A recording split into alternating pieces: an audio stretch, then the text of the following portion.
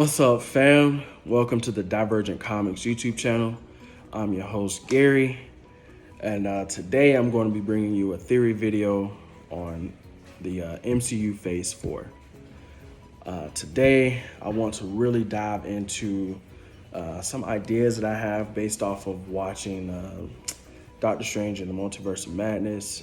So if you haven't seen that movie, if you haven't seen any of the other movies from Phase 4 like Shang-Chi or Eternals, or if you haven't seen any of the TV series like WandaVision or Loki, go ahead and jump off because I'm going to be doing some minor and major spoilers for some of them, and I'm going to really try to flesh out this theory because I think it's an interesting one. So a lot of the problems that a lot of people have with Marvel right now is that they feel like a lot of the movies have no connective tissue. They have no real build up to anything. It's just putting out movies just to put out movies. And while I can understand where they're coming from, I disagree. So I'm going to go over this theory with you and I'm going to just go from movie to movie, TV series, point out the different things that I've noticed, and then I'm going to hit you with my theory. And then I'm going to kick it to you guys and see what y'all think. So, first movie that I want to discuss, Shang-Chi. So Shang-Chi, the part that I really want to focus on is near the end of the movie, he gets the rings from his dad, and the rings start turning orange when he uses them. Now, just looking at the movie at that point, it was just like a thing where, oh, okay, so he's different from his dad. That's how they're doing it. Okay, whatever. It kind of felt like a flippant, off the cuff type thing that you just didn't really care for. But then there, at the post-credit scene, Wong shows up and takes them to talk to Captain Marvel, Bruce Banner, and I believe it was Okoye or Rocket talking about the rings, and they mentioned that the rings had sent out a beacon, and they were unsure of where the beacon was sent to or how to track it or where it originates from. And that had me thinking, like, what are they doing with this? Just put a pin right there. Next movie I want to discuss in this theory is Ant-Man and the Wasp, Quantumania. This movie, I believe it's set to come out next year, is going to be focused on Kang the Conqueror as the main villain. And if anyone knows anything about Kang the Conqueror, they know like he's not going to be beat by Ant-Man and the Wasp. Like, there's no way they would disrespect my boy like that. Like that would be the ultimate, like that would cause people to give up on Marvel at that point if they did that. But they're not going to do that. There's no way. So Kang is set to be the main villain in Ant-Man and the Wasp, Quantumania. And we know he's not going to die. He's not going to be a throwaway villain. Let's put a pin on that. The next movie I want to talk about and really kind of add to the theory, the Eternals. Nothing really special happened in the Eternals, except, Arishem tried to activate Tiamat and destroy the Earth. So, yeah, nothing special at all. But if you really think about it, that could have really caused a problem with the plans that Kang had. Kang is kind of like a timeless being. He's throughout all timelines in every facet. So it's possible that, the plans that Kang had would have been affected if the Eternals movie turns out differently. So we're gonna put a pin in that. The next movie I'm going to really jump into a little bit, Spider-Man, No Way Home. So let's talk about that one because most people are like, there ain't no way there's no way this ties into your theory.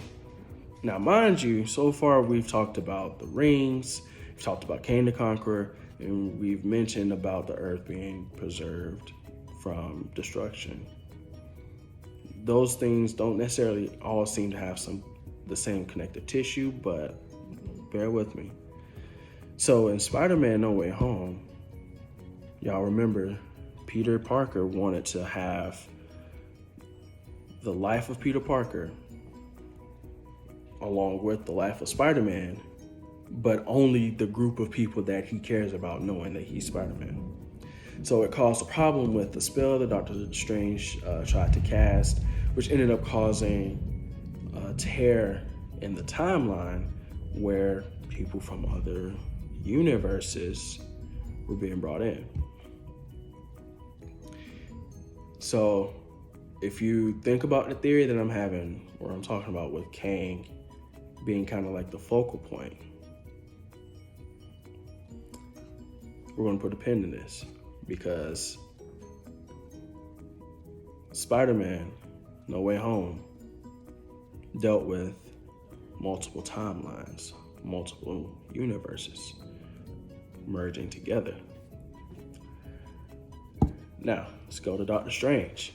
This is where it gets interesting. This is where the theories is going to start to make a little bit more sense. So in Doctor Strange, outside of the whole situation with Wanda,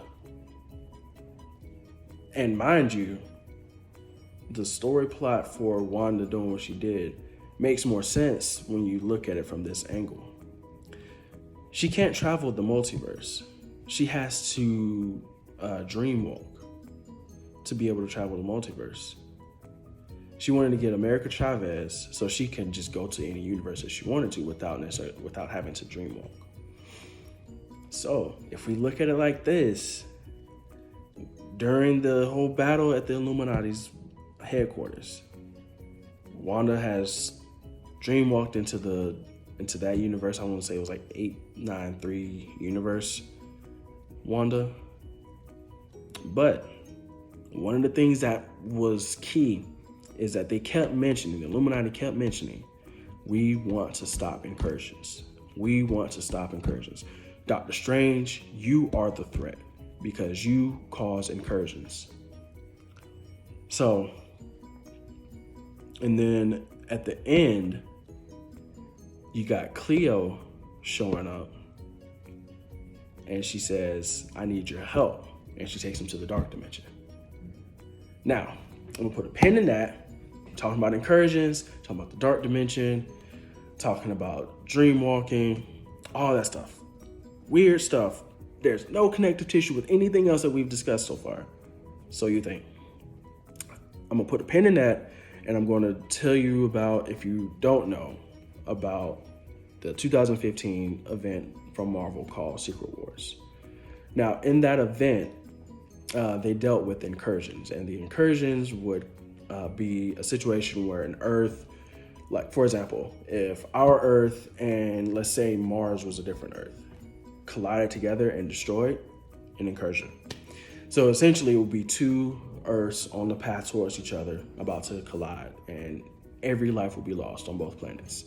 Now in the event, there were situations where the beings or the heroes on certain Earths would destroy the other Earth to prevent the incursion from occurring, but it didn't happen enough, and almost all of them collided together until the end, where the 616 universe and the 1919 universe were the last two standing, and they were about to collide. Well, Doctor Strange, Doctor Doom, and Owen Reese went to the world, to the realm of the Beyonders, and took all the molecule men from all the universes, destroyed the Beyonders, and took the powers of the Beyonders. And Doctor Doom essentially became God to the new universe he created. But it ended up causing the 616 universe and the 1919 universe to collide and become an incursion. So when all that happened, all the heroes and stuff were kind of gone out.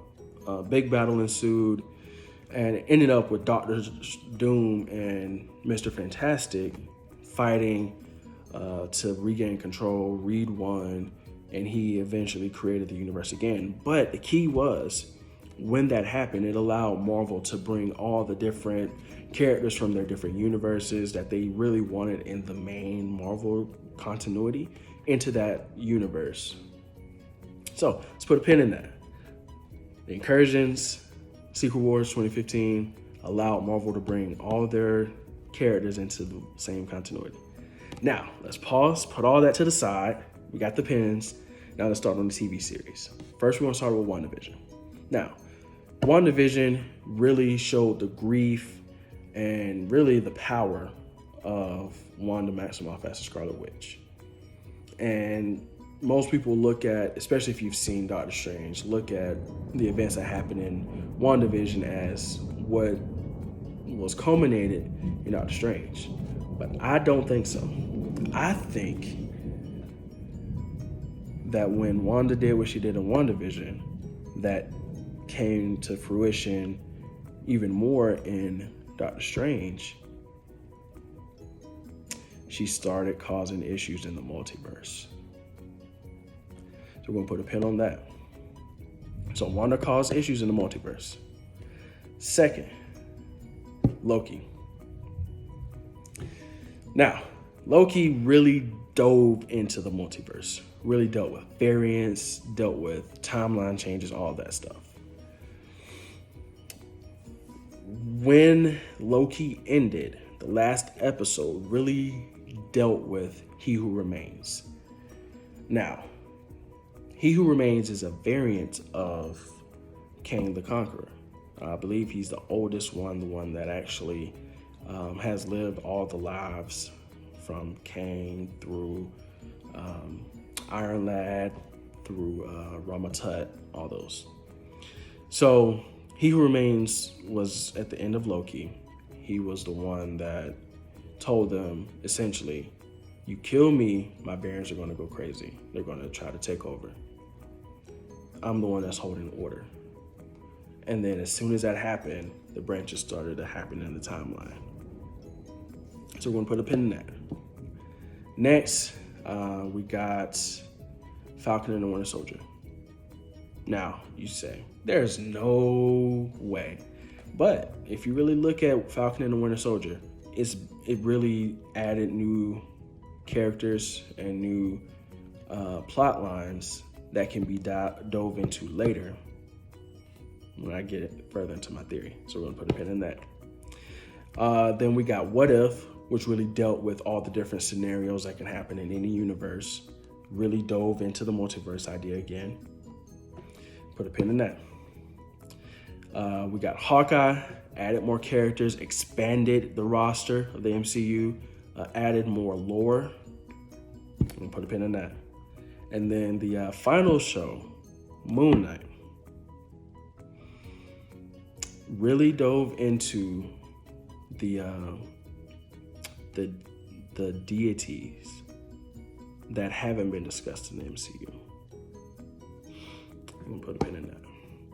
So you look at all the pins. From the movie side, we got the Shang-Chi with the rings. We got the Eternals with the preserving of the earth. We got Spider-Man with the multiverse and the timelines being all jumbled up and kind of merging together.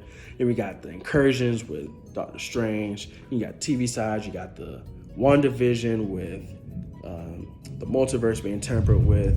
You got Loki with the timeline and He Who Remains. You got Falcon and Winter Soldier with the roster, Hawkeye with the roster additions, and then you got What If with the multiverse again, and then finally Moon Knight with the deities. So here's my theory. Marvel is expanding their rosters, adding more and more characters to the MCU so they can do Secret Wars. But unlike the way that they did it in the comics, instead of Doctor Doom going and killing the Beyonders to get the power and cause everything to come together, it's going to be Kang. And what I believe is going to happen is Kang and Ant-Man and the Wasp Quantumania will not be defeated, but he will literally go into the Quantumverse, and he will use the Quantumverse to explore the multiverse, and him and his variants will come together and they will cause incursions to occur. And then they will then save the one Earth, the 616 Earth, as the main Earth where they will ultimately rule.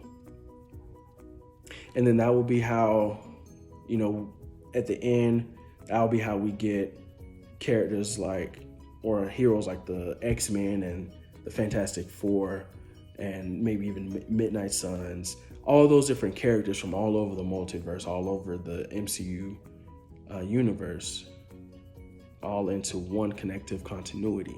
Because one thing about Marvel in their comics, they never really reboot. They always have events, and those events usually either do a reshuffle or do like a slight alteration. They never reboot. So what's going to happen is, especially if the idea of what happened in the 893 universe is true based off of what we saw in Doctor Strange, the Fantastic Four already exist. They either don't have their powers yet on our Earth, or they exist in a different universe already established, and the Fantastic Four movie is going to show that. And then when the Secret Wars event occurs, they'll just be integrated into the main MCU universe. But I also believe that that's going to allow Marvel the opportunity to tie in characters like from the Sony universe, even though who's really excited for that. But it just gives more flexibility with the Spider-Man characters. So that's my theory. My theory is Marvel is taking all these stories of these characters, and in many cases, they're building the roster to have an enormous event, while on the side, I'll say the A plot for phase 4 going into phase 5 would be building up towards Kang the Conqueror and the incursion event, where it is the Secret War story through Kang the Conquerors. And then the B plot would be the roster being built from all these different shows and movies with all these characters in it, that eventually culminates in this real big event called Secret Wars. But I don't think they'll call it Secret Wars. I think they'll call it something else. But if they do call it Secret Wars, then people are going to already know. So I believe one of the future, I want to say 2025, 2026 movies will be most likely an X-Men movie, or it'll be another movie about a different character. But regardless, any of the movies that come out, any of the TV shows that come out are going to do one of two things. Is either going to build the roster to allow more characters to be introduced to the MCU, or is going to further the story of the incursion / Kang the Conqueror storyline. And when they do that and they go that route, it's all going to culminate in that final Avengers movie that will then branch off into the different X-Men, Fantastic Four movies, things like that. But that's my theory. So let me know what y'all think in the comments below. Is there any credence to what my theory is? Is there any issues with my theory? Poke holes in it. Let me know what you think. And until next time, I'm Gary. It's been Divergent Comics, and I'll have a good one.